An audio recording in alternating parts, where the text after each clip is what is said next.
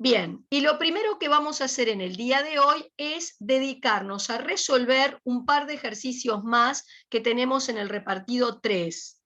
Bien, voy a empezar por el ejercicio número 8. Primero le voy a dar una leída y vamos a tratar de ir discutiendo juntos cómo resolveríamos el ejercicio. Una compañía de taxis cobra $2 por la primera milla o parte de una milla y 20 centavos de dólar más por cada décimo de milla o parte subsiguiente. Exprese el costo C en dólares de un viaje como función de la distancia X recorrida en millas para un intervalo que esté entre 0 y 2 y luego grafique la función. Esto me está indicando que en realidad voy a tratar de determinar una fórmula matemática para calcular el costo cuando la distancia recorrida es mayor estricta que 0, pero menor estricta que 2 millas. ¿Está? ¿Qué es lo que pasa con lo que me van a cobrar si llego a recorrer más de 2 millas? No lo voy a tener estipulado o definido. Bien, fíjense entonces que la función que están mencionándome es un ejemplo de lo que voy a llamar una función partida. ¿Por qué? Porque esta función va a responder a distintos modelos matemáticos según el intervalo en que yo me encuentre. Fíjense que la variable del problema va a ser la distancia recorrida, que va a estar representada por X. Entonces, vos en primer lugar tenés un costo del viaje, según lo que dice acá, si llegás a hacer un recorrido que va entre 0, excluido, y 1 milla incluida. O sea, si vos haces un viaje de 1 milla o menos, el costo del viaje va a ser de $2.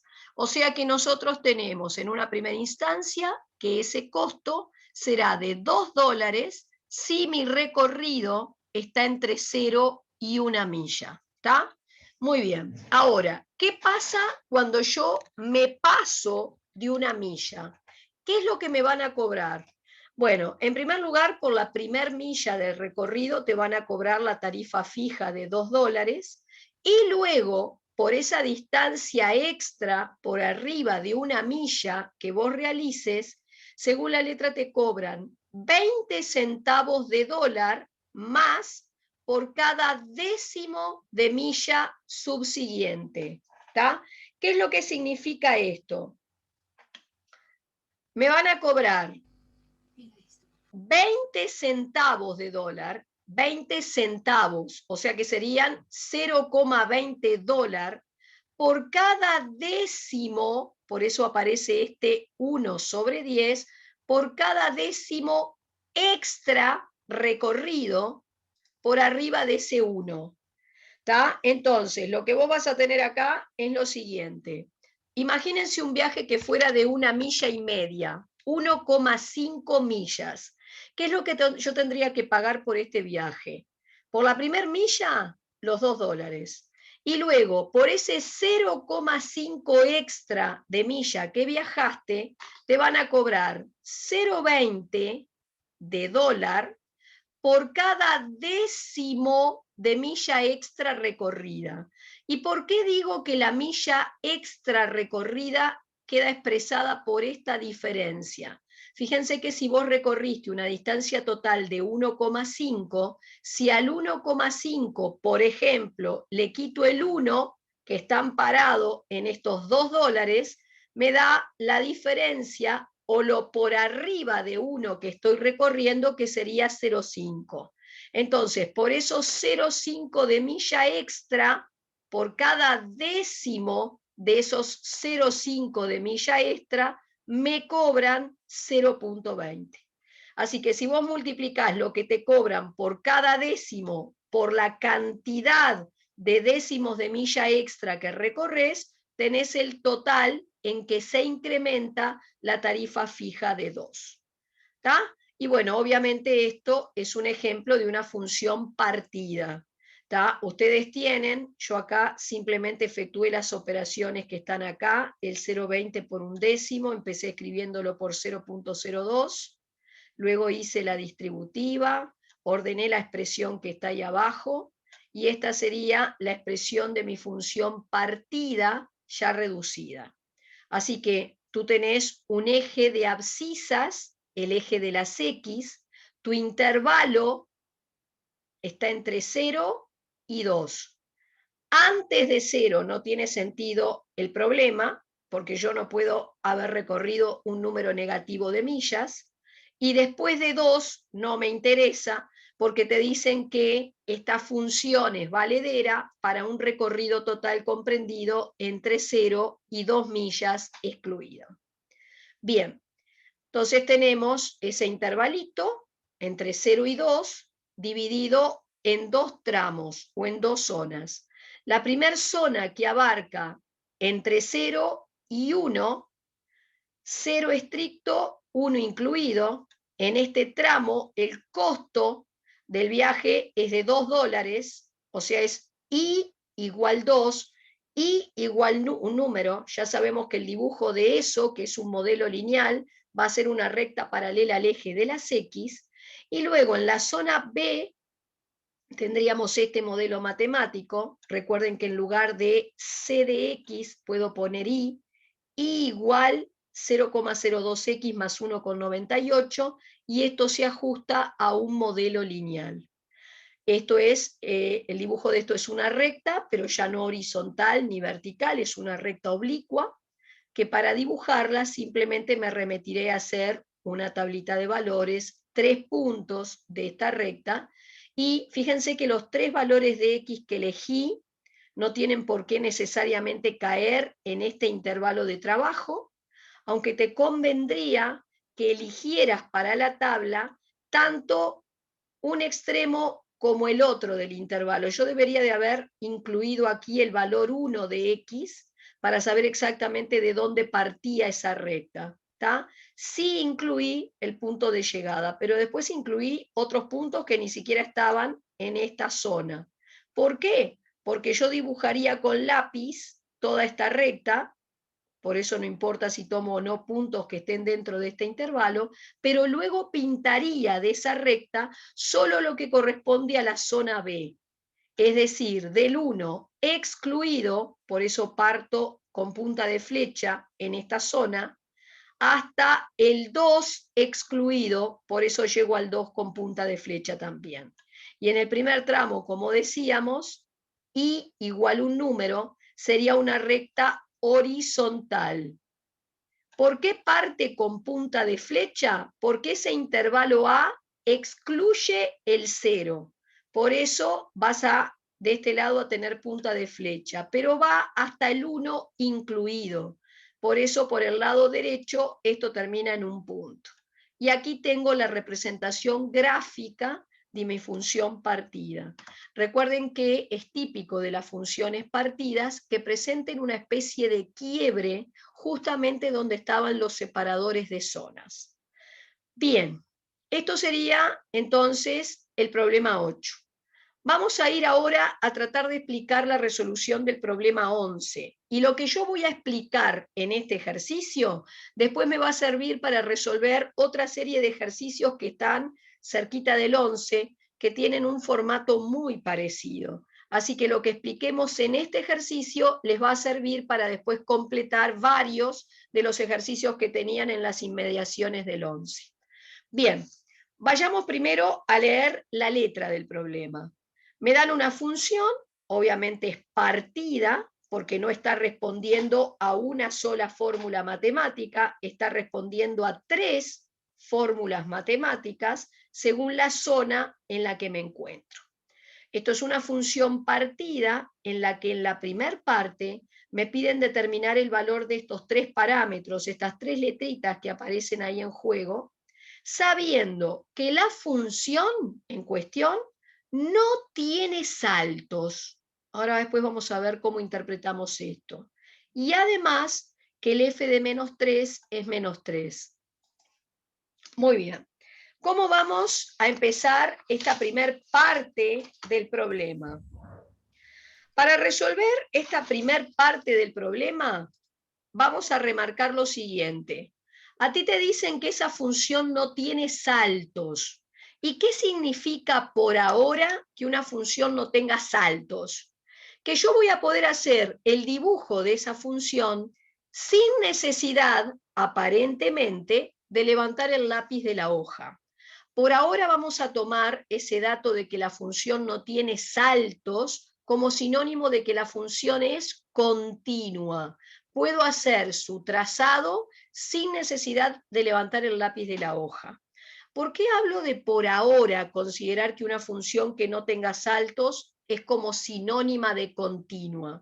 Porque en realidad, cuando más adelante estemos en el tema de continuidad, van a ver que en realidad para que una función sea continua en determinado lugar, tiene que cumplir una serie de requisitos, nos ponemos más meticulosos y no es tan así que porque a mí me parezca a simple vista que yo no levanto el lápiz de la hoja al pasar por tal o cual lugar, voy a poder decir que esa función es continua.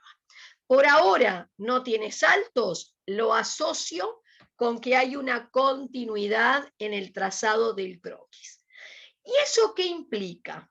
Vamos a ir acá al esquema donde les muestro que mi eje total de trabajo, mi eje real o eje de las X, está particionado en 3 zonas. Los separadores de zonas son el -1 y el 2.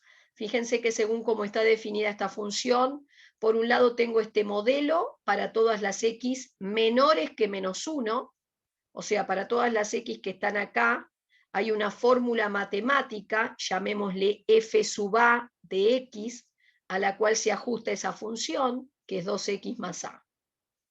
Después, en el tramo que va entre -1 y 2, tenemos este otro modelo matemático, y luego en la zona C, este que está acá. Como en cada una de estas zonas yo tengo modelos lineales, y igual un término en X y luego un término independiente, el dibujo del modelo lineal es una recta.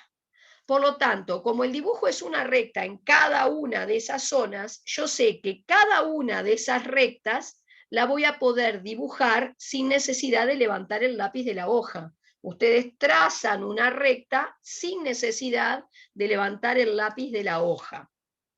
Pero, lo mismo te pasa en la zona B y en la zona C. Todos son modelos lineales. En cada una de estas zonas podés dibujar la recta sin levantar el lápiz de la hoja.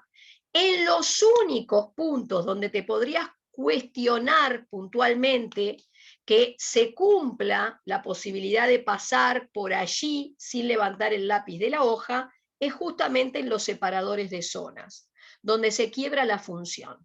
Entonces, si yo quiero que la función sea continua, voy a pedirle que el último punto de la zona A, o casi el último punto de la zona A, coincida con el primer punto de la zona B. ¿Por qué digo casi el último punto de la zona A? Porque la zona A llega casi hasta el -1. Entonces yo le voy a pedir que el valor que toma casi en -1 coincida exactamente con el primer valor que toma en el tramo B la función. O sea, para asegurarme que no hay saltos, le voy a pedir que la función en la zona A, casi en -1, tome el mismo valor que toma la función B en el valor -1. Para obtener el f sub a de -1, tú irías entonces a la fórmula matemática que corresponde al f sub a y cambiarías todas las x por -1 y obtendría esta expresión. Luego, para hallar el f sub b de -1, voy al f sub b de x y donde hay x pondrías el -1. Como le voy a pedir que el f sub a de -1 coincida con el f sub b de -1, voy a igualar esto con esto, para asegurarme de que no hay saltos. Y al igualar estas dos expresiones, paso a generar una ecuación que por ahora no puedo resolver porque tiene dos incógnitas, el a y el b. Le doy un nombre a esta expresión y por ahora la dejo stand-by, quieta. Pero sigo viendo qué tipo de datos tenía y además de decir que la función no tenía saltos, me decían que el f de menos 3 es menos 3. Ahora, cuando la x vale menos 3, fíjense que el menos 3 cae en la zona A. Entonces, f de menos 3, como el menos 3 cae en la zona A, en realidad sería un f sub A de menos 3, que te estoy diciendo que vale menos 3. Entonces, si el f sub A en menos 3 vale menos 3, andate al f sub A, cambia la x por el menos 3 y la expresión que se obtenga la igualás al dato que te dieron. Fíjense que entonces de acá van a poder empezar por despejar el valor de la A. Y si tenés la A, subís aquí a la ecuación 1, sustituís la A por lo que te dio y estás en condiciones de despejar el valor de B. Así que ya tengo el A y el B. Pero como además la función también tenía que ser continua al pasar por este separador de zonas, para asegurarme de que en el 2 no va a haber un salto, otra vez voy a razonar igual. Le voy a pedir al último valor que toma la función en esta zona B, que sería casi en 2. ¿Por qué digo casi en 2? Porque la zona B en realidad excluye al 2. Llega casi al 2, pero no toma el valor 2. El 2 es el primer valor de la zona siguiente. Entonces, para que no haya un salto, vos le vas a pedir a casi el valor que toma la función de la zona B en 2, que se iguale con el valor que toma la función C en 2. Y eso lo estoy planteando acá. Casi el valor que toma la función en 2, en la zona B, le voy a pedir que coincida con el valor que toma la función C en 2. Así que fui al f sub b, cambié la x por 2, pero también el b lo tenías determinado de más arriba, así que en realidad esto es menos 3 por 2, menos 6, menos 2, un menos 8. Y el f sub c de 2, vas a la expresión del f sub c de x, cambias la x por 2, te da 2c menos 7.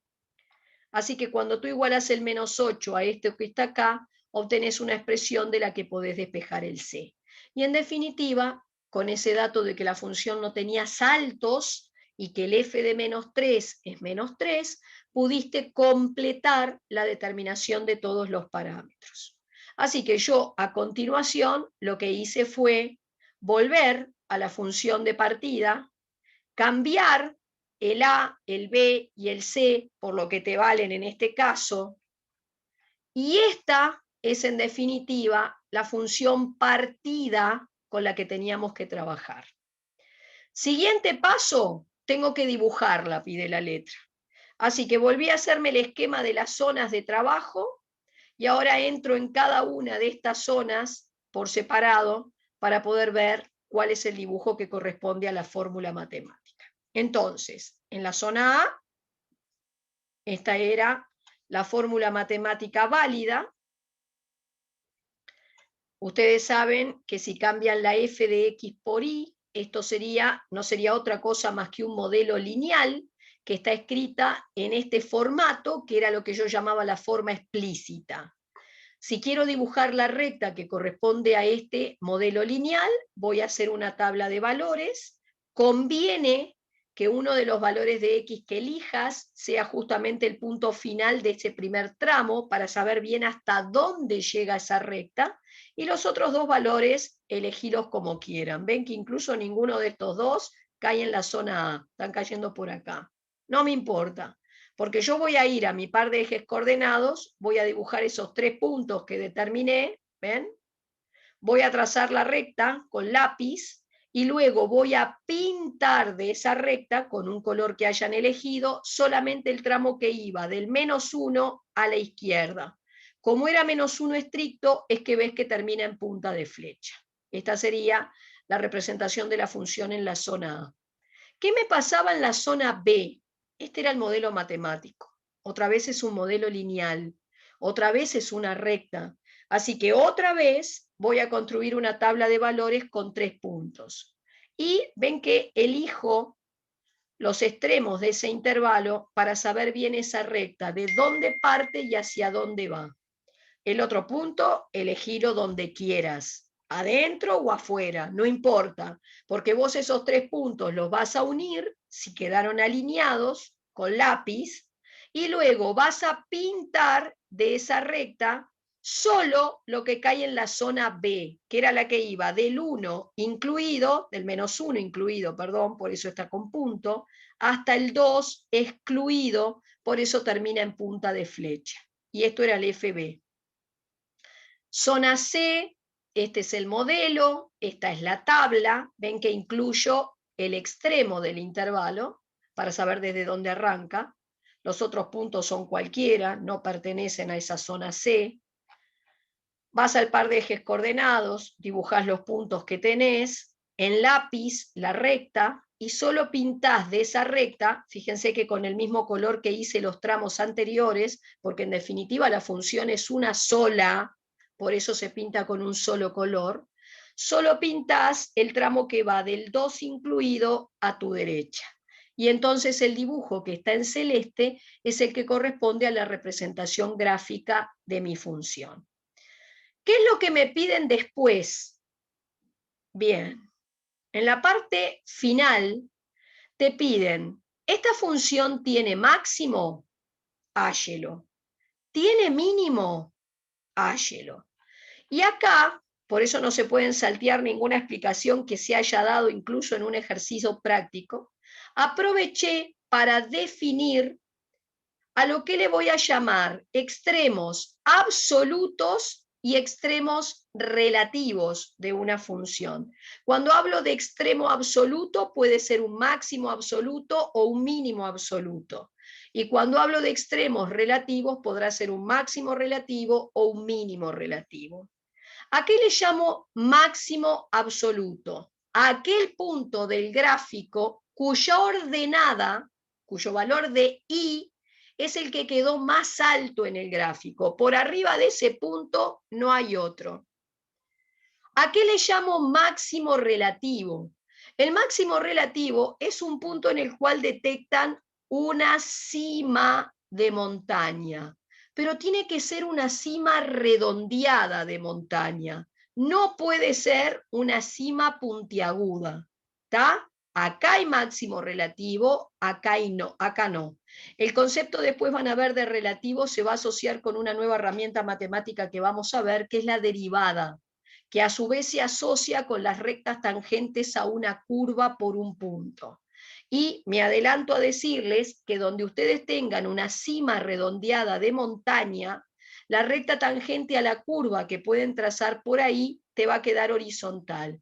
En cambio, si vos tenés un punto puntiagudo, vale decir, por este punto no sé cómo trazar la recta tangente por ahí. No se puede. Entonces, para hablar de relativos, tienen que ser redondeados para que quepa la posibilidad de poder trazar por ellos una recta tangente a la curva, que en el caso de que sea un extremo relativo quedará siempre horizontal. Bueno, del mismo modo, un mínimo absoluto es aquel punto del gráfico cuya ordenada está lo más abajo posible. No hay ningún punto del dibujo que quede por debajo de él. Y para que sea relativo, tiene que ser un valle redondeado de montaña. No puede tener en pico. ¿Está? Entonces volvamos a nuestro gráfico. ¿Qué es lo que yo tengo acá? Acá hay un máximo absoluto. Hay un punto más arriba del cual no hay nada. Este es el punto al que le corresponde la mayor ordenada. Es un máximo absoluto. ¿Está? Es un punto de coordenadas -1, 1. ¿Tengo acá un máximo relativo? No, porque no está redondeada esa cima. Así que esto es un máximo absoluto, no es un máximo relativo. Después, fíjense que por este lado esta recta continúa indefinidamente para acá abajo y por este lado también. Entonces me voy a preguntar, ¿tengo algún mínimo relativo? Relativo sería encontrar un valle de montaña redondeado. No hay. Mínimo relativo no hay. Y mínimo absoluto, o sea, un punto al que le corresponde la menor ordenada posible y por debajo de él no hay otro, no hay. Porque como esta función continúa indefinidamente hacia abajo, no hay ningún punto que vos puedas decir, este es el que está más abajo de todos. No puedo. Estas rectas en los extremos continúan indefinidamente para abajo. Así que tampoco puedo decir que haya un mínimo absoluto. Bien, acá teníamos las definiciones y entonces completamos lo que me pedían. Ahora voy a ir a otra pequeña discusión. Vamos a empezar a hablar de lo que era el dominio, ya lo habíamos definido cuando hablamos de funciones, pero vamos a volver a tomar ese concepto y a puntualizar algunas cosas para trabajar en los ejercicios. Cuando yo hablaba del dominio de una función, hablaba del conjunto de valores de la variable independiente, que generalmente se representa por una X, para los cuales la función existe.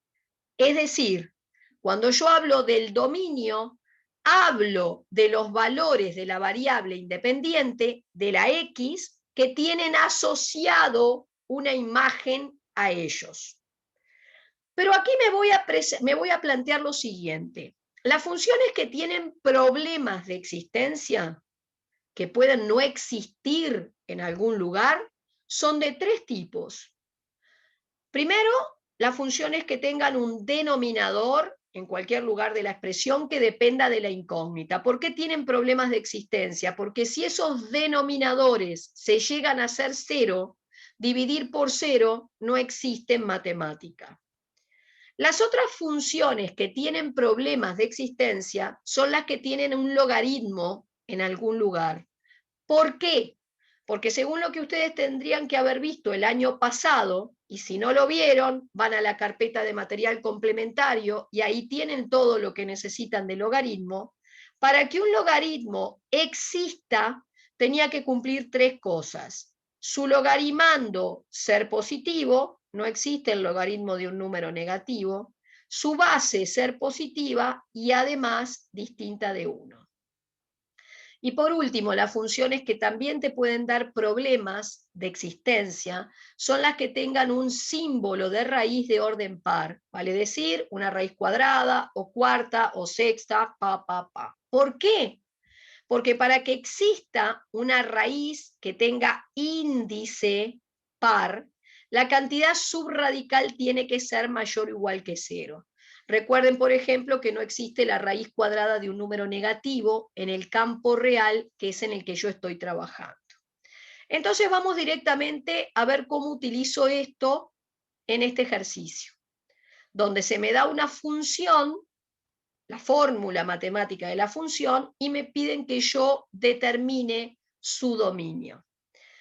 El dominio era el conjunto de valores de X para los cuales la función existía.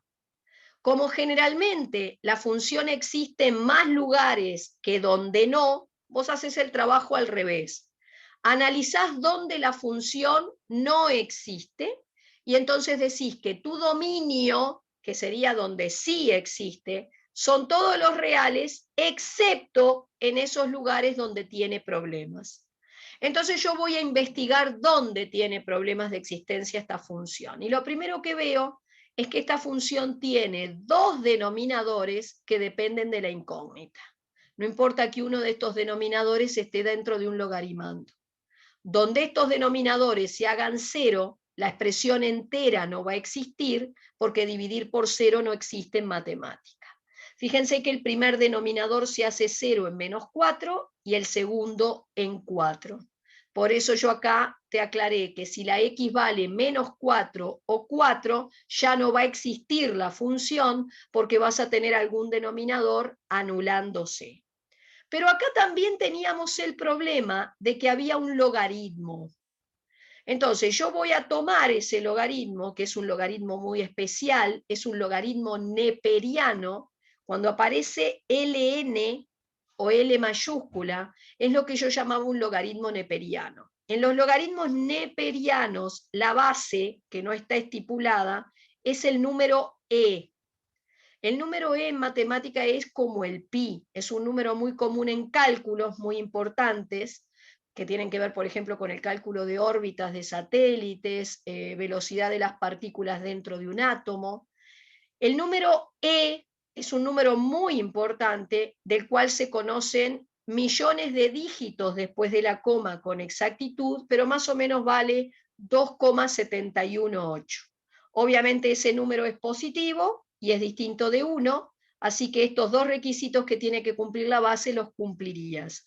Así que por eso me voy a limitar a pedirle al logarimando, a mi logarimando, que sea mayor que 0 para que este logaritmo exista. Y como acá tenés una inecuación, que ya tiene un 0 a un lado, pero del otro lado hay una expresión racional, vas a estudiar ceros y signos del numerador, del denominador y luego del cociente. Numerador, denominador, cociente. Y en el cociente te vas a quedar con los mayores que 0, las zonas de los positivos. Así que para que ese logaritmo exista, vos tenés que estar trabajando a la izquierda del 0 o a la derecha del 4. Pero no te olvides que vos tenías también estos dos problemas, en menos 4 y en 4. El 4 ya está descartado acá, pero el menos 4 lo tengo que descartar porque justo cae acá adentro. Por eso el dominio, que sería donde existe esta función, lo anoto del menos infinito al menos 4 excluido, unión, del menos 4 al 0 excluido, unión, del 4 hacia el más infinito. Y ese sería el dominio. ¿Cómo llevo esta información a un par de ejes coordenados? Bueno, fíjate que tu función en el intervalo que va entre 0 y 4 no va a existir. Por eso aparece la zona entre 0 y 4 totalmente tachada. Pero tampoco existía en el menos 4 que caía acá. Entonces, en ese lugar puntual, por menos 4, donde no existe la función, te vas a trazar una recta paralela al eje de la sí, que va a ser lo que después voy a llamar una asíntota vertical. ¿Tá? Entonces, la función no existe en menos 4 y tampoco existe en todo este tramo que está acá. Ahora, otro tipo de ejercicio que me pueden plantear es que en lugar de darme la fórmula matemática, se me dé el dibujo de la función y que a partir del dibujo yo determine dominio, recorrido y bueno, acá eran raíces.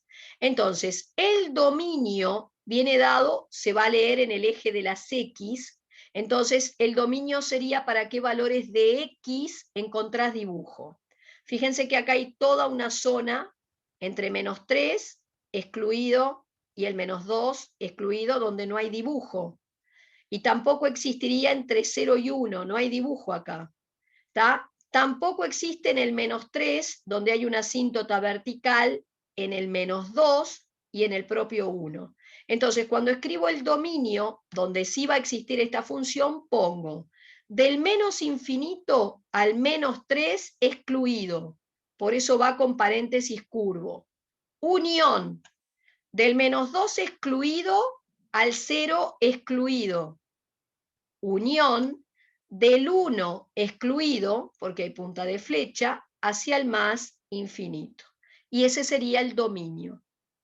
El rango o recorrido se leía en el eje de la sí. Entonces, vos mirando el dibujo, en particular el eje de la sí, te vas a preguntar, ¿para qué valores de i tengo asociada una preimagen? Y fíjate que para cualquier valor de i que esté por arriba del menos 1, te encontrás dibujo. Por debajo del menos 1 no. Entonces, el recorrido va del menos 1 incluido hacia arriba, hacia el más infinito. Y las raíces de la función siempre vienen dados por los puntos de corte del gráfico con el eje de las X. Fíjate que si yo recorro acá, acá hay punta de flecha, no llegás a tocar el eje de las X. Acá hay una raíz, porque hay un corte del dibujo con el eje de las X, y acá habría otra. Como no aparecen marcadas puntualmente en el gráfico, yo les daría un nombre, yo qué sé, alfa y beta, y cuando voy a dar la respuesta pondría que las raíces de la función son ese alfa y beta que puse en mi croquis. Bueno, acá tienen otro para practicar. Esta es la respuesta que tienen que obtener cuando hacen el razonamiento que yo mostré en el ejercicio anterior. Y luego acá hay una función para practicar lo que ya habíamos visto de función inversa, igual a lo que hicimos en la última videoconferencia.